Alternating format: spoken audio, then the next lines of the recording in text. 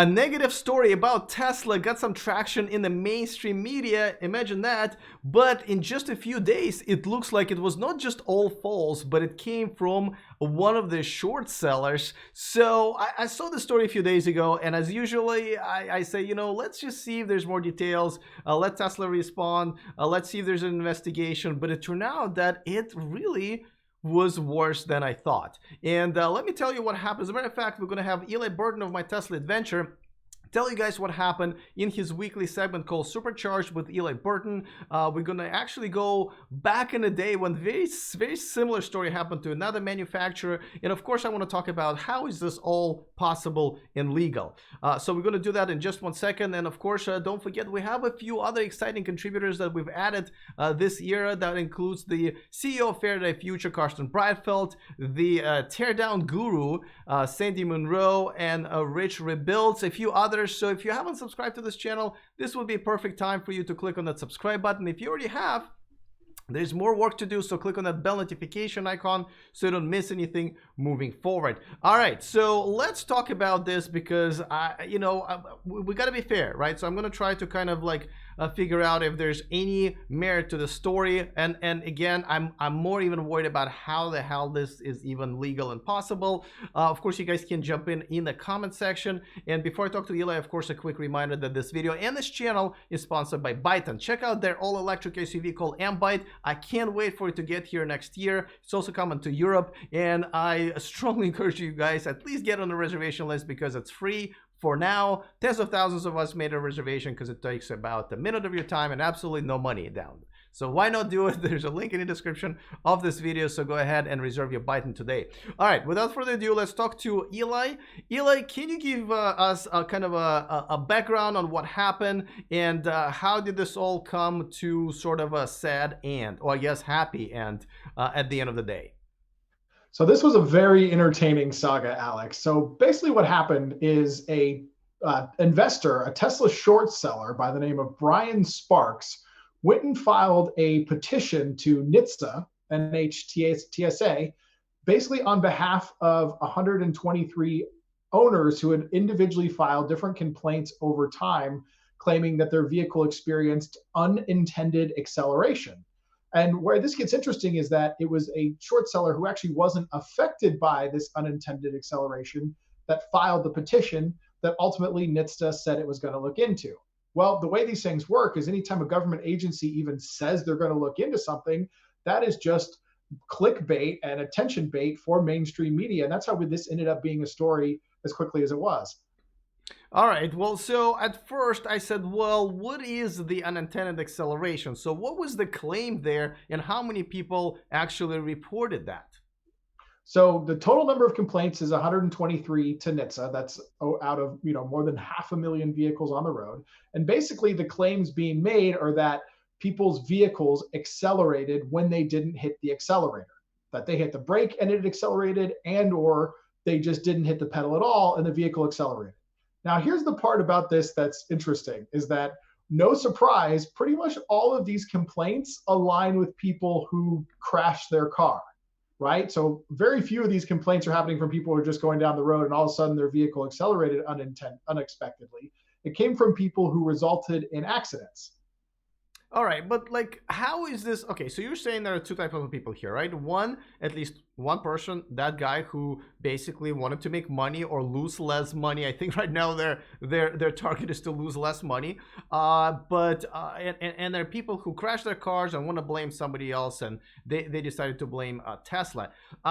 How is this legal? I mean, are they going to get caught? And especially when you're trying to, I mean, isn't it some sort of a trading law there that guy's violating by creating kind of a fake story that's where there's really no merit? Or is this perfectly legal? Because on the other hand, we have to, be careful, investigate the stories, especially that has to do with safety. Where do you stand on that? So my opinions on it are separate from what's legal, but the fact is it is legal. The system is being used, and although it's being misused for somebody else's intentional gain, the system does exist to allow these petitions to be filed by people who aren't involved in the claims. And there's cases where that could be legitimate, right? You have a number of individuals reporting complaints about a vehicle or a product that are real, And maybe these people don't have the representation needed or have the legal know-how to go and turn that into a petition. So there are places where the system really does serve public benefit. And there are also places like this where the system can be abused by somebody who's savvy and knows how to try and use it to manipulate public opinion. Now, this unintended vehicle acceleration thing is actually not a new complaint to the American public, because back in, I think, 2010, Toyota was actually being dragged before Congress about unintended acceleration claims. And the result of the Department of Transportation investigation found that in all cases that the unintended acceleration was caused by people hitting the accelerator when they thought they were hitting the brake, but people were hitting the accelerator. They did find a handful of cases where people's floor mats had come loose and somehow gotten caught on the accelerator. But aside from that, every single case, it was not the vehicle accelerating without input being given to the accelerator. All right, so you're telling me that this story did not happen just for the first time to Tesla. It actually happened to Toyota. I remember that story, right? And I at that time I wasn't really following cars that much. I was just kind of like, oh yeah, that Toyota sucks, right? That's what left in my mind. Funny story, Toyota does actually suck because they don't want to make electric cars. But at that time, that's what all I got out of that story. And I guess it does work, right? Because that's... And Toyota now sucks because they'd rather make hydrogen fuel cells that are going nowhere and cash in on those subsidies instead of actually build a real clean vehicle. Right. And one of the interesting things too about the timing of the Toyota one that raised a lot of eyebrows for people was at the time when Toyota was being investigated, even so far as being dragged before Congress, guess who was the majority shareholder of a competing company, GM? That's right, the US government. So there was actually a lot of speculation even back then on the Toyota one that was blown way out of proportion and did not need to become this huge public thing. But it got extra support because our government had an incentive to kind of hurt their competition. They did. They were owners of GM at the time. So even in the past when this happened, there was some skepticism about what the motives really were. All right, so now let's get back to the Tesla story. Now I know Tesla had to issue their own statement, and I think it was based on something that I think either CNN or another publication confirmed, which this guy was indeed a short seller. What did Tesla say in their statement? So Tesla did clap back and highlight that this was filed by a short seller. But really what they pointed to is that anytime there's been these individual claims made to NHTSA, Tesla has reviewed their data with NHTSA, and the results found that there was no cases of unintended acceleration. It was all cases of the driver hitting the accelerator pedal.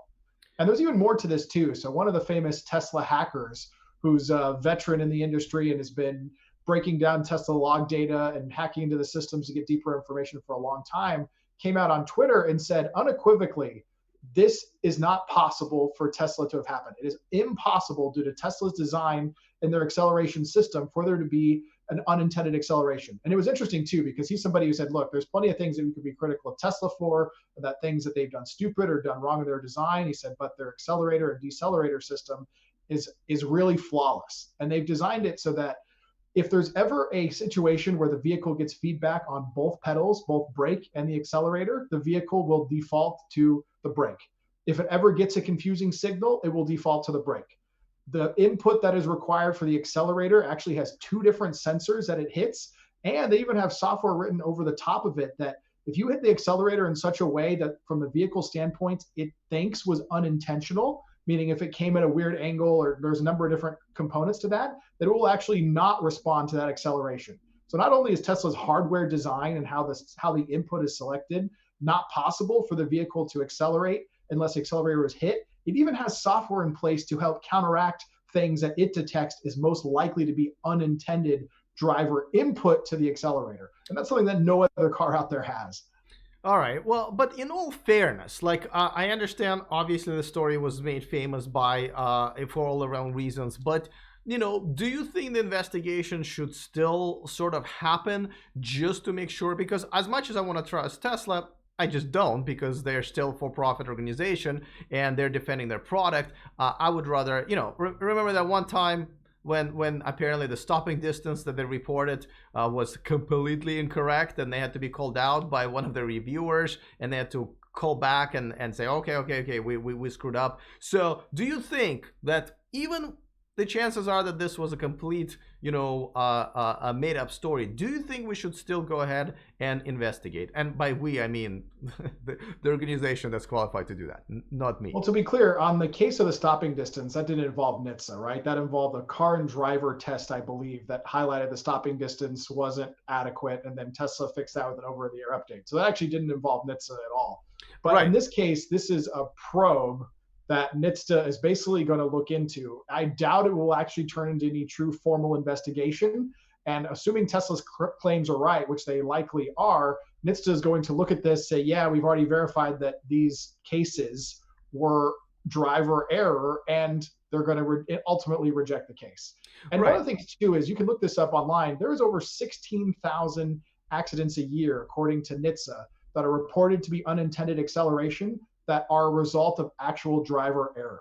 So this gets reported over 16,000 times per year to NHTSA of all different automakers.